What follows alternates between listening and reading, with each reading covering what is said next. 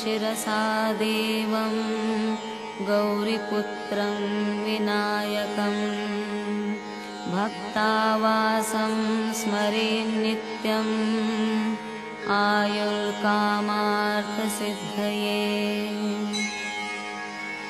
प्रथमं वक्रतुण्डं च एकदन्तं द्वितीयकं तृतीयं कृष्णपिङ्गाक्षं गजवक्त्रं चतुर्थकम्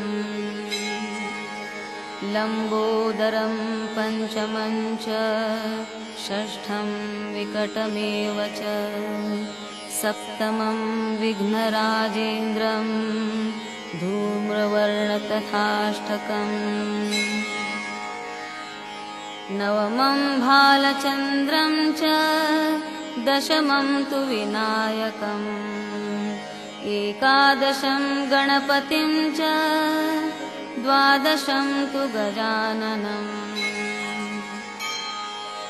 द्वादशैतानि नामानि त्रिसन्ध्यं यः पठेन्नरः न च विघ्नभयं तस्य सर्वसिद्धिकरं प्रभो।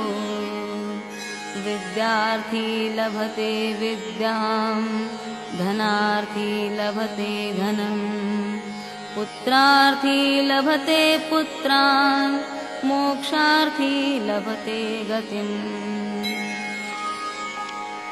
जपेत् गणपतिस्तोत्रं षड्भिर्मासैः फलं लभेत् संवत्सरेण सिद्धिं च लभते नात्र संशयः।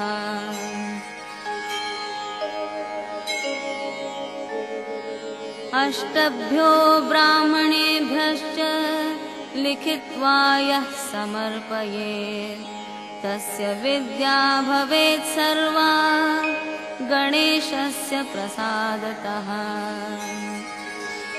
इति श्रीनारदपुराणे